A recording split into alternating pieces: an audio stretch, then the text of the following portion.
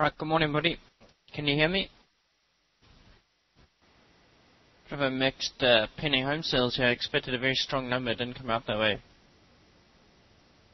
Alright, guys, how are we doing? And girls? Yeah, so after the year-over-year number was better than expected. The month-over-month sucked. Alright, guys, so as per all my webinars, I encourage mass participation here, so don't be quiet on the other side, certainly. And this webinar is definitely thrown out to everybody here, and everybody's opinion matters. I wanted to talk a little bit about. Basically, we were going to look at some longer-term charts and try to figure out what we're doing for next month. And also just touch a little bit on what to expect for summer trading. It's a little bit different. It's obviously winter in the southern hemisphere. It's summer here in the United States, Europe, Asia. And things trade a little bit differently. So we'll start off with the summer. It'll take me 2 minutes to sort of cover how things trade a little bit differently. So the thinking is that, there happens to be, the last few years, there happens to be a huge amount of liquidity in the market. So the prevalence of summer trading, or thin trading, so to speak, is much less than it used to be. All right, and I still see it definitely the case around Christmas time. I really think that I don't think there's anything wrong trading-wise in taking off from about the 20th of December to about the 7th of January. Christmas really is a little bit of a rough time to trade, but summer can also be, there could be some summer doldrums too. All right, and one thing I did want to show you was this. We've been looking at this at FX Bootcamp. And it's a pretty interesting thing, and no more interesting than today. Here is a euro dollar for the last. Here's a euro dollar for the last 10 weeks, and this is the case obviously throughout the currency pairs. But here is London Open, basically. All right, these candles represent. These candles or not candles, these little graphs here. Everybody can see and hear me properly, I guess. I'm taking it. These little graphs here represent the relative volatility per time of day. All right, and what's interesting to me is how sort of Asia picks up volatility here. And I say Asia, we're talking about later on in Asia, frankly. This is 5 a.m. London, 6, 7, and 8. And it's interesting that the volatility picks up. Going into those hours, but then as London opens, we're seeing this drastic drop-off in volatility. Why is that? Your guess is as good as mine. Right? London opens and it's like the market hits pause. Okay? And then, we get towards 7:30, 8 o'clock. We get towards 7:30, 8 o'clock New York, and boom, off it goes again. It's like the world is waiting. It's like they're trading Asia and then waiting for New York money to come in. Okay, now this isn't a representation of the direction of things, but I just thought it's interesting here that, if you're looking at your trade journal on an intraday basis, you really want to be making the bulk of your trades here. I'm not saying that there aren't good opportunities outside of that. I'm just saying that consistently speaking, the injection of volatility is happening. It used to be Colin, but that's changed. And I can extrapolate this information out some. But we can make this 16 weeks, 4 months.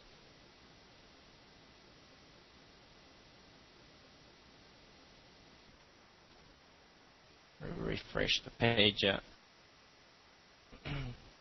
Right? There's 4 months, and it's less, it's less profound, but definitely a drop off, and then that same sort of spike up as it gets towards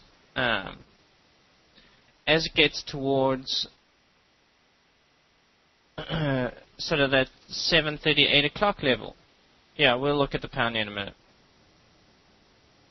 So my question is, my recommendation is, if you have to pick a specific time when you're trading, certainly if you're going to take the bulk of your entries, you should be looking right around that area.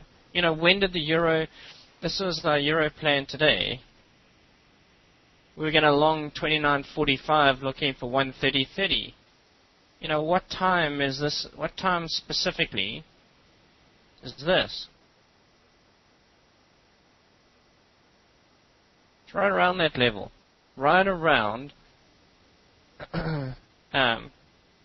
It's right around sort of that 7:30, 8 o'clock mark, isn't it? It's pretty interesting. Now, I'm not saying that, once again, I'm not saying that there's not opportunities outside of that.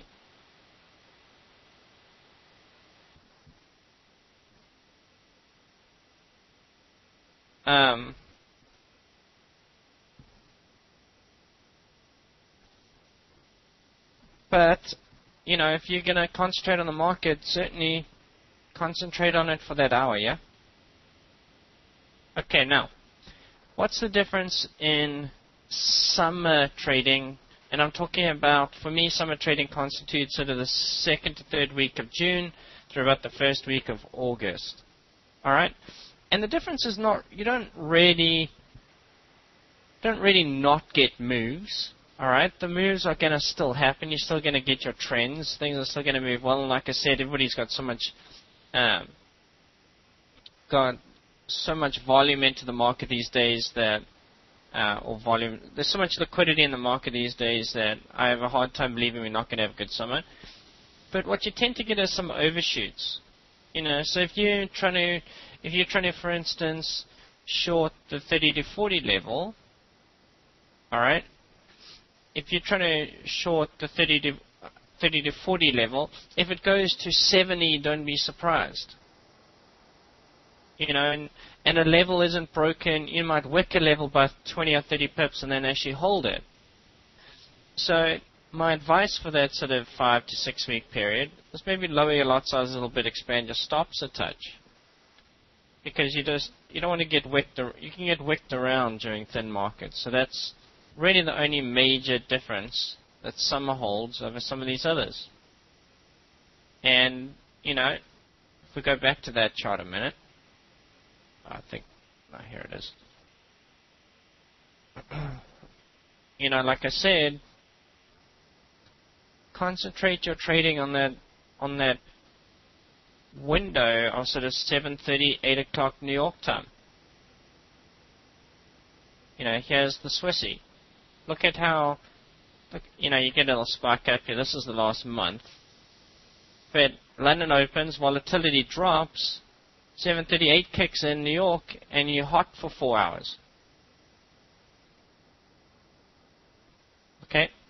So this isn't rocket surgery as to when you want to conduct the bulk of your trading on an intraday basis. And it's like any other thing. You had support at that major market open, you're going up. You had resistance, you're coming down. Keep that in mind. All right, so let's talk a little bit about what to expect for next month. All right, now the big chart that I've been watching is this. Obviously, the dollar index is important.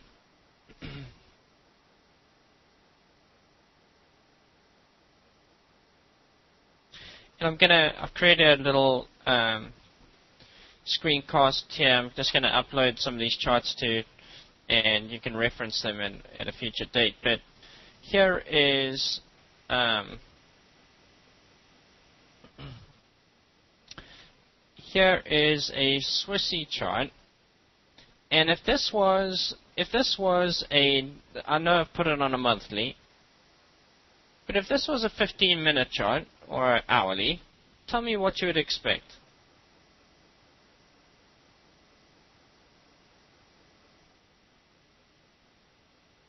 take the fact that this is take the time frame out of the equation here, and just pretend that this was an hourly chart. What would you expect? Go to the weekly even.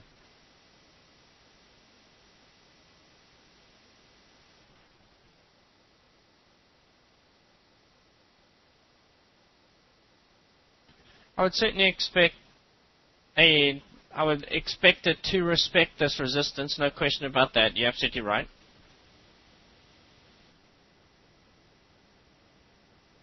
So, and a higher low. So what I'm saying here, okay, so all good responses. So the bottom line is that we can appreciate that this is a big time area, isn't it? I mean, a big time area. So if this was a 15-minute chart, wouldn't we expect sort of something like this? This is obviously a little change of direction here.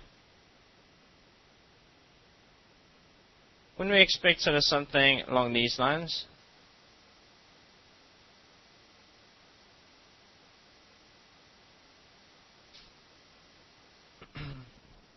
I mean, is that reasonable? This is it hit the resistance here. You know, it played the role reversal there, but this is a very shallow pullback with respect to the amount of resistance it is, isn't it? So, you know, when you've hit these major levels, a lot of times you'll see this. You know, come up, tag the level, you'll get kind of a 20% retracement, and then it does this little sort of second step pull, you know, like this. And a lot of people get caught out thinking that now you're going to do sort of something like this, and I mean that happens, but what's more likely to happen is you get this. You know, based on the base out and what it's done here, etc. You with me? And then you get kind of the second little step down off the resistance, and then it holds the fib of the rise, and off you go. Okay? And I think that from the Swissies' perspective, we're kind of right here. Alright? And we're going to maybe just sort of peak above parity. And then I think it would be very reasonable to see us produce, you know, if we hypothetically take a fib of that whole rise, I think it would be very feasible to see us come off sort of the 101, 102 level and come down to this 50%, which is absolutely previous support and resistance, or to, at the very least, 90 cents. We realize that's like a 1,200 pip drop. Right? I mean, we're not looking, that's not crazy talk.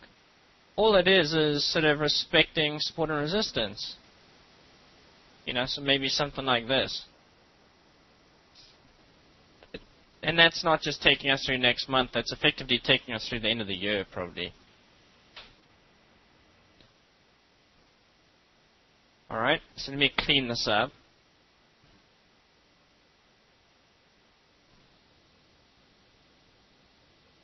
You guys on board with that?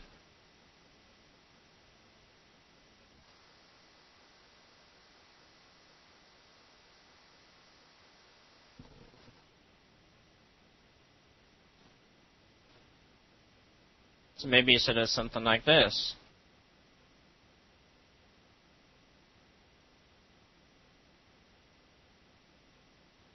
And then we see what we want to do.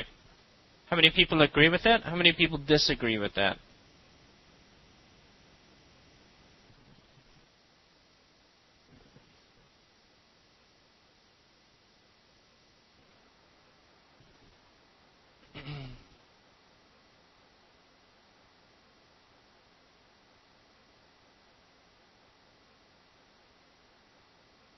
Well, I mean, it is what it's kind of like, guys, state your claim here, right? I mean, this is kind of what we do. I mean, we've got to make our minds up as to how we're going to make money for the next 6 weeks.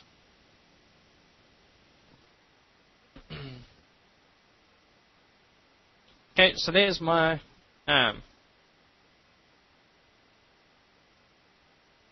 there's my little plan. Let me capture this real quick.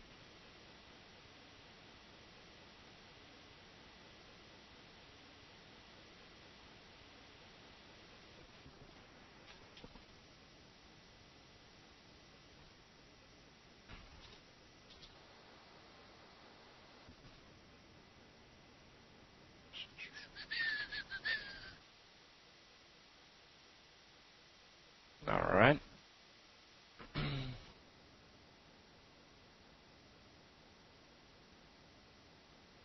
And I'm going to make a folder here with all these charts that we look at today.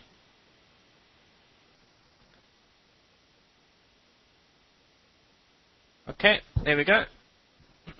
And everything we look at today, we're going to capture it, and you can review it at a later date in that to that link. Okay. So that is my plan. This is my plan for the Swissy. Is I think we're going to come down here to about sort of 93, 94, push up to about that 101, 102 zone, and then I'm going to start looking for evidence of this sort of doing something like that. Right to sort of 97 cents.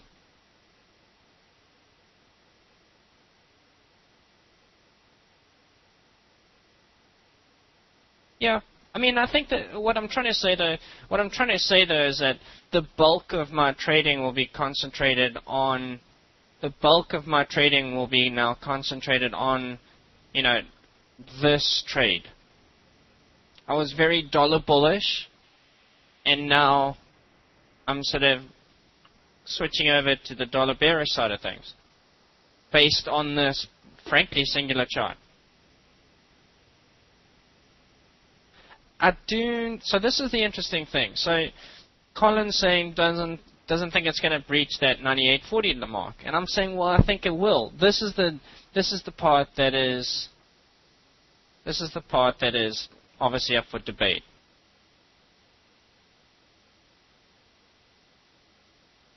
Well, that's what I think. Yes. So I'm looking for about a 1,200 to 1,400 pip drop from right around parity, just above it. Has it started? Maybe. I don't know. But my plan is to, I'll know for sure here pretty soon, because if it breaches, if it basically breaches this 93.50 mark, then this is a confirmed lower high after resistance, and then we are doing this. And then I'll have to jump aboard this trade. But for the time being, I'm going to assume that it's going to hold this area and push up to the next mark, and kind of this vein. Then I'm going to look for that trade. So, the concentration of my trading will be a dollar weakness play. Fair enough?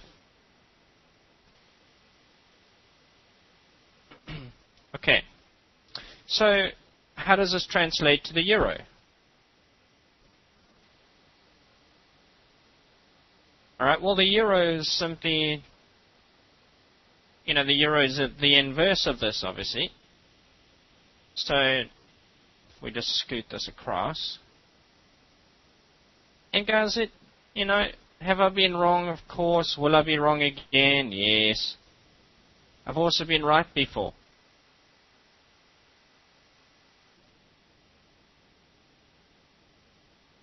Okay, so here's our Euro Weekly.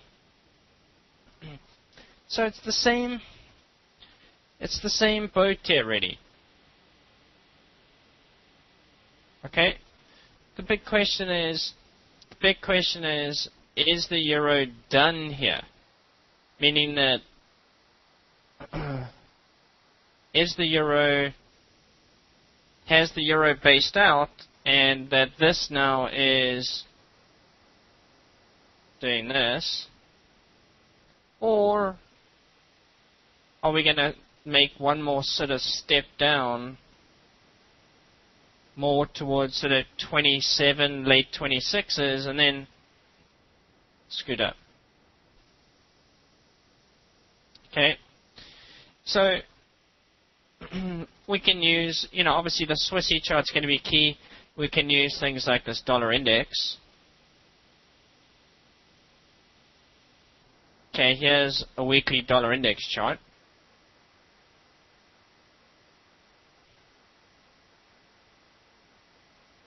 So when I look at this puppy, we just made it a little higher. When I look at this puppy, I'm not sure necessarily that it's just ready to collapse. Okay, and obviously the sort of early 82 zone here is going to be very difficult for price to go through just on one shot. So I could feasibly see sort of something like this develop.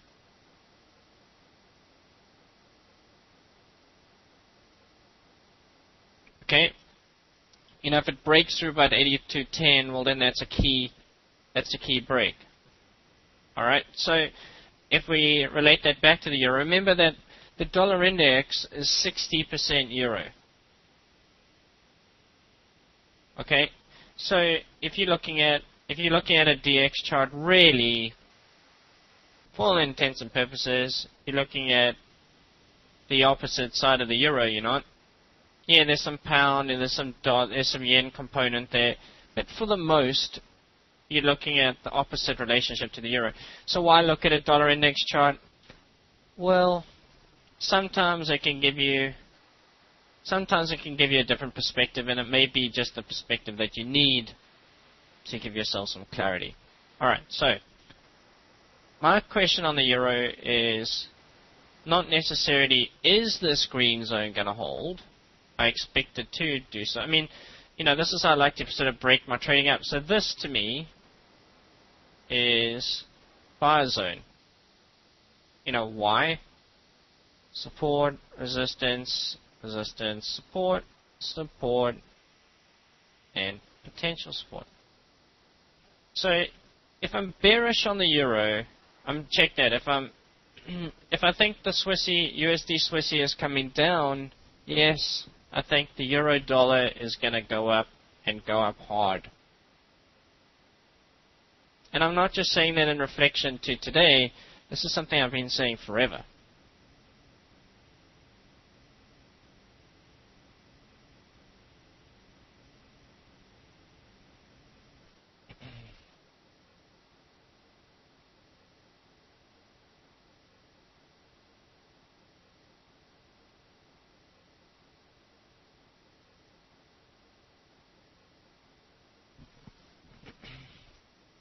Try to find this here for you really quickly.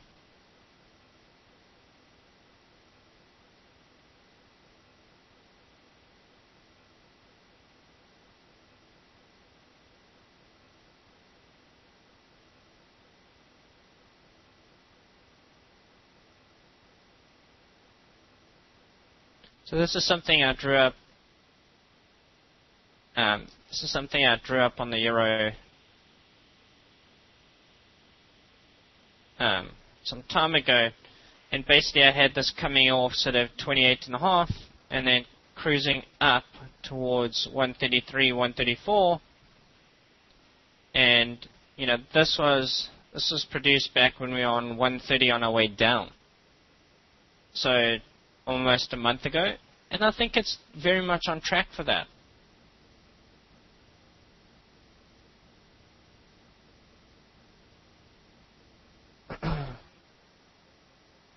Go back to where we were.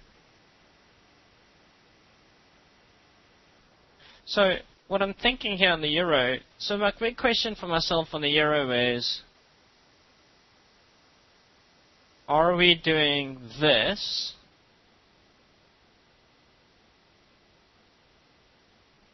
or are we going to, I'm sorry, I'm missing a question. If the euro drops a lot, assume that the dollar index drops too. No, it's the opposite relationship.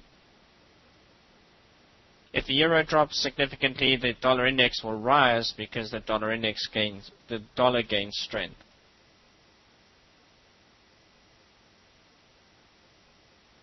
Yeah.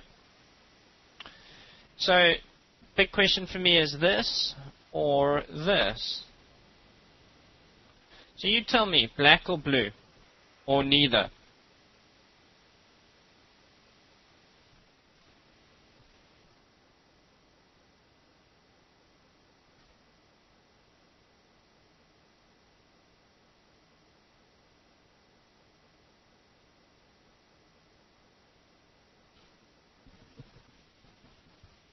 Okay? So if it's neither, what would it be? Come on, guys, look into the future here. This is our job.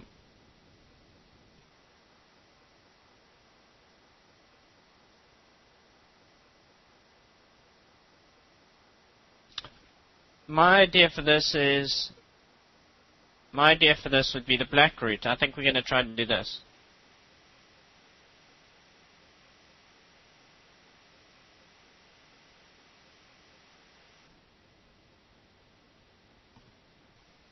And then, and then kind of a little something like that before the reality sets in and we're on our way to do this.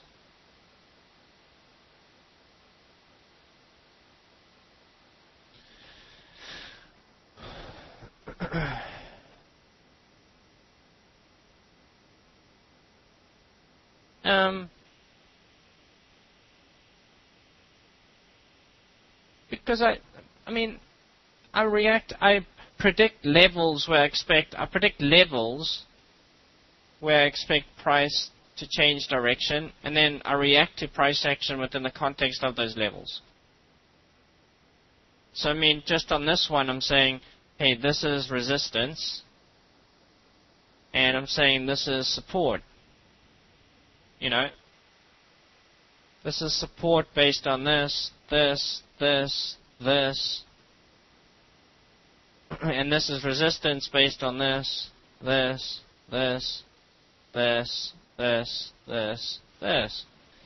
So if I roll into a session and see price up here, I'm going to short the thing. No, the lines are not drawn randomly.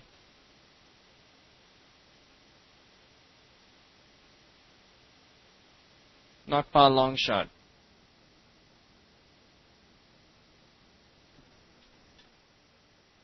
Here, okay, check it.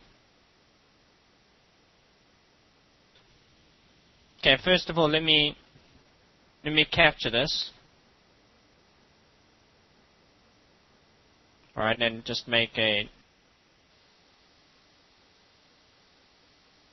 Right, Kevin.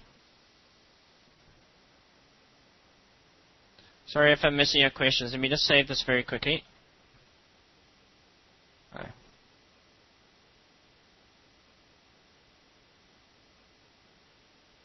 And, to answer your question, to expand your question further, Boyke, is that I guess my idea is sort of a combination of both, in that I try to predict what's going to happen and then adjust to things in the moment.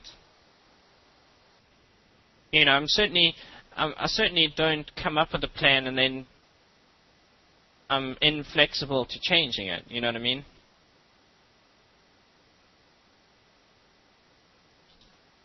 Is that a word, inflexible? I think a pretty large percentage if you follow my stuff. Here was our pound trade plan from yesterday. Oopsie. I'll give you my euro trade plan. Oh, come on. Sorry, clicked on the wrong stuff yet. The euro trade plan today was long at 29.45 for 130.30 target. Here was my pound trade plan yesterday. When I'm just showing you, for instance. This was my pound plan for today. It was to short 52.20, looking for 51.20 and then up. Here was my pound plan from yesterday. Was to see it react off 70, come down to 50, 20, 50, 30, and then up to 51.30. It happens. Here's the chart before it happened.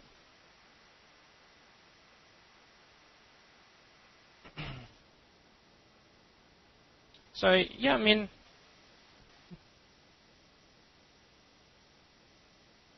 it's not rocket surgery.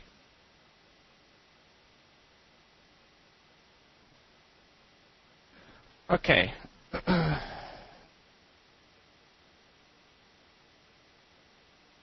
me upload this one.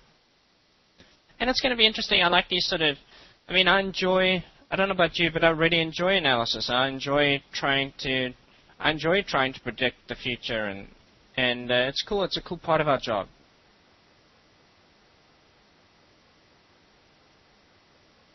Okay, so here we're going to park that in there. There's a little link for you to those charts.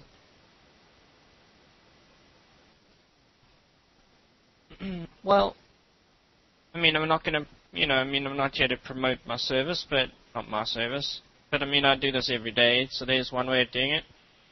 And two, it comes with experience. Let me read up on your questions. I know that's not a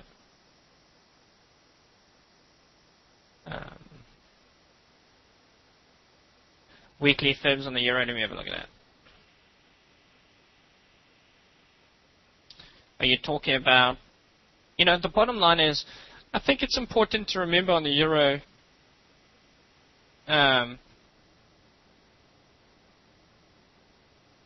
an American citizen, I think it's important to remember on the euro that it is just one giant trap here, isn't it? I mean, the euro really, one giant trap. We could even start to think about doing this.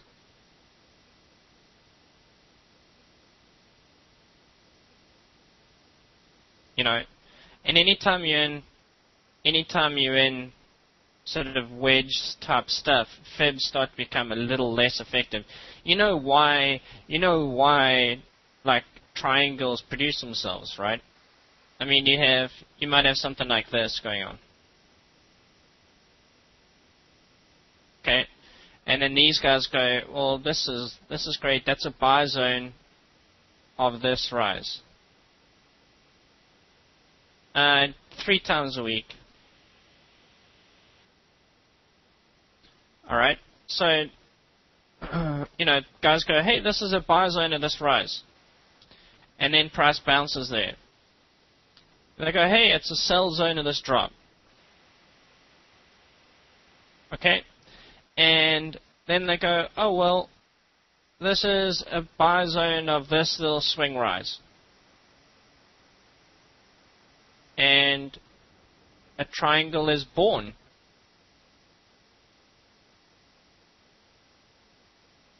And then you get sort of something like this going on. Right? Or said differently, if it does this and you get the little continuation flag, assuming you have resistance up there, you'll do this sort of thing. Right? You'll break out, tag the resistance, come down to the fib of the whole rise, and then continue. Much like the euro did today. Much like the pound did. Yep. Or you get this one. Where this goes, hi, no. Pretty typical. So that is how triangles are made. Okay, so pound is, do we want to look at a yen or do we want to look at, alright, so let me show you, look at the yen here real quick.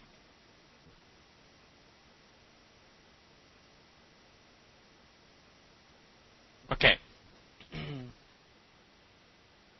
And you'll notice I haven't, that's right, Boyke.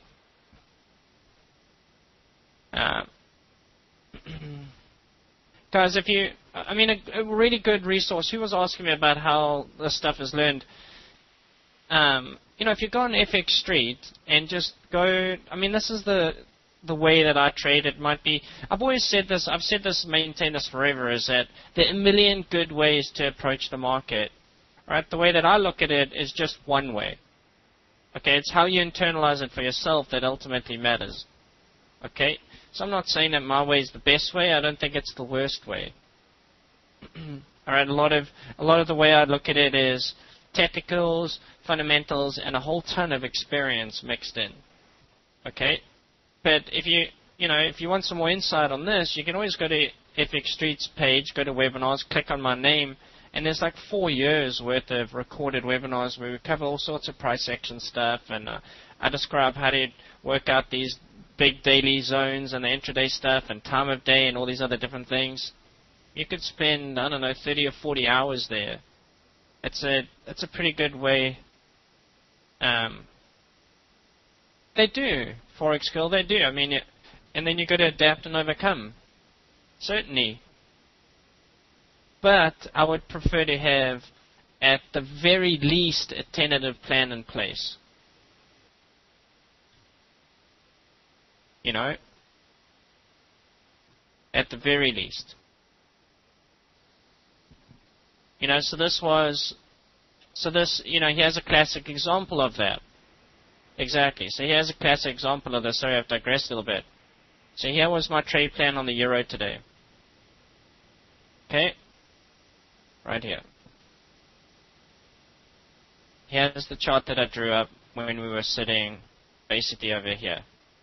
I'm sorry. Over here. Okay, that's that one right there. Alright, I had us coming down to 29.40 and then cruising up to about 30.40 before potentially rolling over. Okay, so it cruised up a little bit, came down to 29.40, which is what this price level is here. Alright, so if I have no plan, why would I even entertain that buy right there? You know, I would look at that and go, well, hang on a minute, it's just broken 2 swing lows. Why would it? No, it's a green zone because that's what my plan said. Right? And now it's up in what is prospectively my short zone. So now I look at it and go, okay, well, it's in my short zone. We had some pretty poor housing data, but it didn't blow it out the box. It was soft-ish. So now I look at this and go, well, can we start to develop a top here? Can the price action start to complement what I'm thinking? At the very least, I'm getting out of my long here on the spot trade. And then, maybe I try to short this later on. As it is, it looks like it's going to continue higher. But at least I have, excuse me, at least I have a plan in mind, yeah? Done beforehand. Absolutely. Yeah, of course. And especially on the longer term daily stuff. And really the way that I approach that the daily longer term stuff is, if we relate back to the Swissy, if we go back to the Swissy and we're sitting up here, say for instance, on the Swissy, okay, where I'm prospectively thinking that we could roll over, and I say prospectively for that reason. I mean, how do we know? We don't know anything for sure. Right? I always love it when I read stuff and everybody says, oh, it's absolutely, I love the definites. It's going to such and such. I'm like, really? That's awesome. So you guys got tomorrow's prices today. That's fantastic. Right? So nobody knows for certain. Alright? Now, the way that I approach this is, if or when price gets here, it just means that the spot trades that I take on the short side, I just don't take profit on. I'll just leave them. So every time I'm in a short side trade in this box, I know that I'm in a prospective daily rollover area. I'm looking for this, remember? So it means that every trade I take within that zone on the short side, I'm just going to leave. And hopefully, something connects and I can add to it a little bit, and all of a sudden I find myself in a pretty good constructed short side trade that's going to last for 3-4 weeks, months. Okay, and that's really the difference, is just, you know, trying to figure out where would logical turning points be. And that's how I approach the longer term stuff. It's never fit my psychology profile to put on a trade here and say, right, 500 pip stop, 1200 pip target, do your worst. Because 2 or 3 500 pip stops, no matter how small you're trading, it's going to start to wear on you if you're wrong. And yes, you might, you know, it might come through here and all of a sudden, you know, and all of a sudden Ben comes in and goes, oh, inflation, no more QE, we actually talk about raising interest rates. Thanks, everybody. Thanks, guys. Right? I mean, that can happen just that quickly. But given the right price action, given the right sort of plateauing out here, it works for the trade plan. Makes sense? It's the same sort of thinking as this yen. You know, yen, massive area of resistance, certainly in a bullish little posture here. Right, absolutely broken, but massive area of resistance. You know, I do think that we want to nudge up here maybe a little bit, but then I will be looking for something like this, which is going to bring the euro-yen down prospectively. But if the euro-dollar is heading up like we expect, it's going to make for a messy, if not sideways, euro-yen. So therefore, euro-yen may not be the best pair for us to trade on a swing carry basis, like from July, August, September.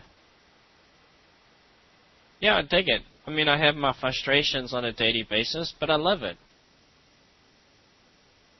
I think, you know, just resistance, and then you got a little bit of fundamental stuff in there. I mean, they're talking about a little bit of inflation in Japan, and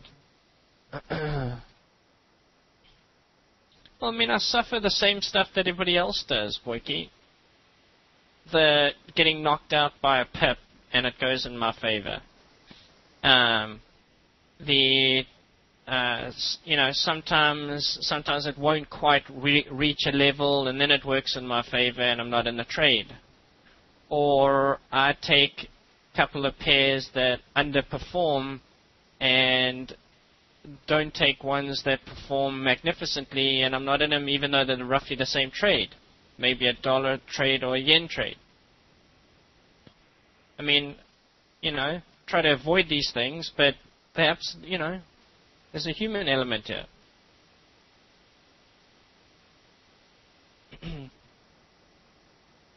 You know, or I take 4 or 5 losses in a row. I know that 4 or 5 winners in a row are coming, but still, I mean, you've got to have some fortitude to fight through that stuff. Anyway, guys, I hope that you got something out of this webinar. Later on today, I'll post a few more charts to that. I'll post a few more charts to that of what I expect for the yen, pound, and maybe Aussie or something. So